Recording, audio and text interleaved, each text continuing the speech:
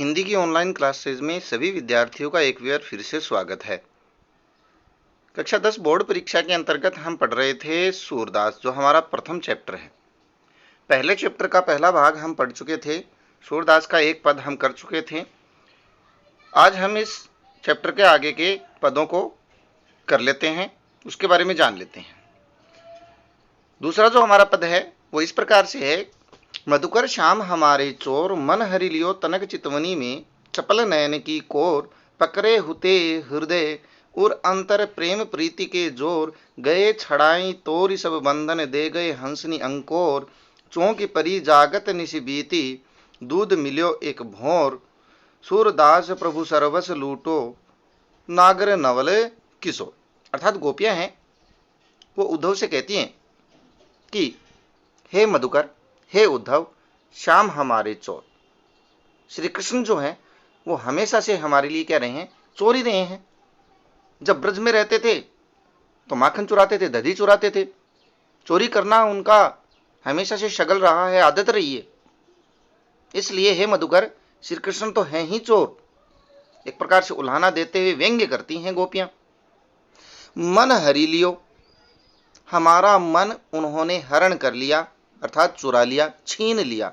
हर लेना मतलब छीन लेना या चुरा लेना, चुरा लेना या छीन लेना। उन्होंने हमारे मन को क्या कर लिया है, छीन लिया है।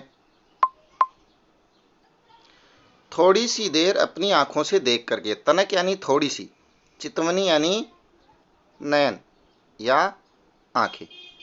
थोड़ी सी देर हमारी ओर देख करके उन्होंने हमारा मन चुरा लिया। चपल, चपल यानी चंचल, चंचलता से। नयन यानी आंखें, कोर यानी किनारे। चंचल आंखों के द्वारा, आंखों के किनारे से, कोर यानी किनारा, जिसे हम कहते हैं तिरछी नजरों से हमारी ओर थोड़ा सा देख करके श्री कृष्ण ने हमारे मन को क्या कर लिया, चुरा लिया है। हे उद्धव, हमने तो अपने मन को पकड़े हुते हृदय, पकड़ा हुआ था हृदय, अपने हृदय में और अंतर में। उर यानी हृदय में, अंतर यानी अंदर। अपने हृदय के अंदर बहुत ही प्रेम और स्नेह, प्रीति यानी स्नेह के जोर, जोर यानी बल। हमने अपने मन को बड़े ही प्रेम और स्नेह के बल पर पकड़ा रखा था अपने हृदय के अंदर। अर्थात क्या कहना चाहती हैं गोपियां कि श्री कृष्ण हमारे क्या हैं, चोर हैं। हमेशा से ही वो चोरी करते हैं। उन्होंने चंचल नेत्रों से, अपने नेत्रों की कोनों से थोड़ी सी दृष्टि डालकर हमारे मन को चुरा लिया है। हमने अपनी प्रेम और स्नेह के बल पर अपने हृदय में बंदी बना रखा था अपने मन को, लेकिन उन्होंने बड़ी चतुराई से हमारे मन को क्या कर लिया, हरण कर लिया। गए छड़ाई तोरी सब बंधन, हमसे सारे के सारे बंधन, कौन से बंधन, प्रेम के बंधन, तोरी, तोड़ करके और हमें छोड़कर चले गए मथुरा। दे गए, उसके बदले हमें क्या दे के गए, हंसनी, हंसनी मतलब हंसी, अंकोर यानी रिश्वत। जब वो गए थे तो हमारी तरफ मुस्कुराहट के साथ चले गए, हमारी तरफ देखते हुए, मुस्कुराते हुए वो चले गए। तो ऐसा लगता है जैसे वो सारे हमारे प्रेम के स्नेह के बंधन तोड़ करके चले गए, हमें छोड़ करके, और हमें अपनी हंसी रूपी रिश्वत देकर चले गए। हे उद्धव, अब हम उनके दर्शन करना चाहती हैं। चौंकी परी, हम तो चौंकी, सचेत हुई। जागत निशि बीती, जागती रहती हैं, रात्रियां बीतती चली जाती हैं। हम चौंक पड़ती हैं, हम परेशान हो जाती हैं, दुखी हो जाती हैं कि किस प्रकार वो हमारे सारे बंधनों को तोड़ करके चले गए। और जब इस चोरी का पता चला, इस कपट का पता चला, तो जाकर के हमें जागृति आई, हम चौंक पड़ी, हम जागी, वरना हम तो उनके ही आश्वासन में बैठी रहती थी। दूत मिलियो एक भोर, जब आप जैसा एक दूत, भंवरा रूपी दूत हमें मिला, तब हमें जागृति आई, तब हमें पता चला कि श्री कृष्ण तो हमें छोड़ करके चले गए, सारे बंधन तोड़कर चले गए और हंसी रूपी रिश्वत देकर के हमारे से दूर हो गए। सूरदास जी कहते हैं कि गोपियों ने उद्धव से कहा कि प्रभु अर्थात श्री कृष्ण ने सर्वस यानी सर्वस्व, हे उद्धव प्रभु श्री कृष्ण ने हमारा सर्वस्व यानी सब कुछ लूट लिया। श्री कृष्ण ने हमारा सब कुछ लूट लिया। नागर यानी चतुर,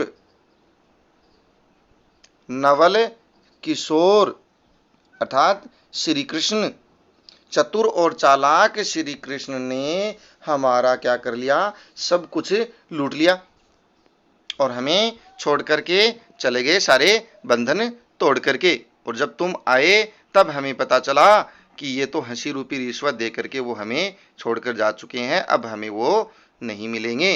तो हे उद्धव, हम दुखी हैं, परेशान हैं, हम श्री कृष्ण के दर्शन चाहते हैं, आपकी कोई योग साधना नहीं चाहते हैं। आशा है ये पद आपको समझ में आया होगा। अगले पद में गोपियां क्या कहती हैं, देखिए। संदेशनी मधुबन कूप भरे, अपने तो पटवत नाही, मोहन हमरे फिरी न फिरे। संदेशनी यानी संदेशी, हे उद्धव हमारे द्वारा भेजे गए संदेशों से मधुबन यानी मथुरा, कूप भरे कुएं भर गए। हमने श्री कृष्ण को बुलाने के लिए इतने संदेशे भेजे हैं कि मथुरा के सारे कुएं भर चुके हैं और मथुरा वासियों को सबको पता चल चुका है कि गोपियां कितनी दुखी हैं, कितनी परेशान हैं और कितने संदेशे वो भेज चुकी हैं। हमारे संदेशों से तो मथुरा के कुएं भर गए हैं।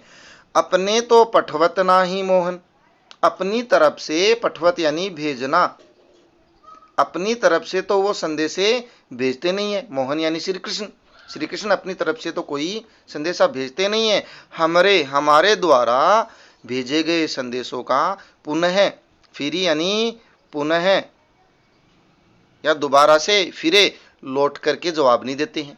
अर्थात हमारे भेजे हुए संदेशों का दोबारा से जवाब देते ही नहीं हैं, वापस देखते नहीं हैं, हमारे संदेशों को लौटाते ही नहीं हैं। जिते पथिक पठये, पथिक यानी संदेशवाहक, संदेशा भेजने वाला, संदेश वाहक संदेशा ले जाने वाला, जितने भी हमने राहगीर भेजे या संदेश वाहक भेजे, पठे यानी भेजे मधुबन को अर्थात मथुरा को हमने जितने भी राहगीर भेजे अपने संदेशे दे करके, बहुरी बहुत सारे यानी लगभग सभी, न शोध करे उन्होंने हमारी शोध ही नहीं ली, सुधि ही नहीं ली, अर्थात हमें याद ही नहीं किया, हमें खोजा ही नहीं।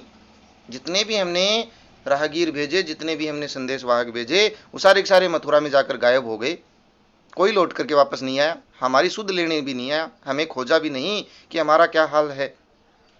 ऐसा लगता है हमें हे उद्धव के वे, ऐसा लगता है कि उन्होंने अर्थात श्री कृष्ण ने, श्याम यानी श्री कृष्ण ने, सिखाई प्रमोदे, प्रमोदे यानी वश में करना, वश में करना, सिखाई सिखा करके। श्री कृष्ण वैसे ही वार्तालाप में चालाक हैं, बोली में चालाक हैं, बड़ी मीठी बातें करते हैं, उन्होंने हमारे सारे के सारे संदेश वाहकों को वश में कर लिया है, मीठी मीठी बातों के द्वारा अपने वश में कर लिया है।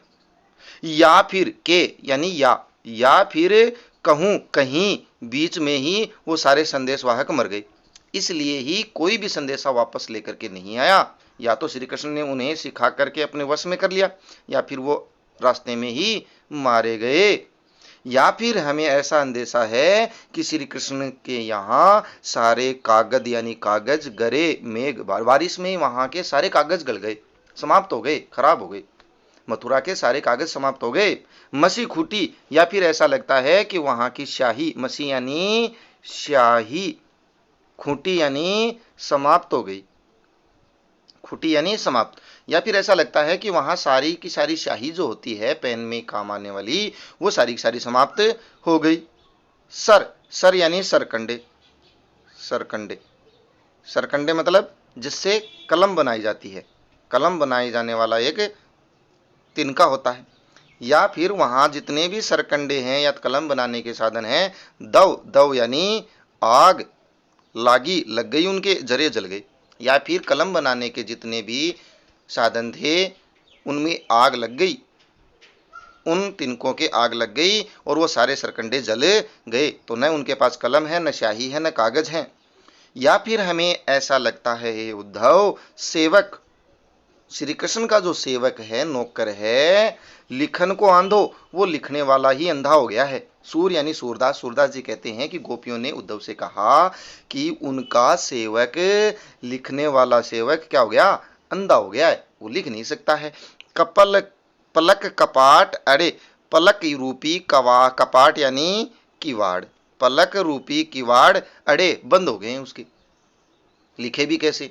तो हमें ऐसा लगता है जैसे श्री कृष्ण हमें संदेशा इसलिए नहीं लिख पाते हैं कि उनके सारे कागज जल गए, स्याही समाप्त हो गई, सरकंडे जल गए, कागज खत्म हो गए, उनका सेवक लिखने वाला अंधा हो गया है।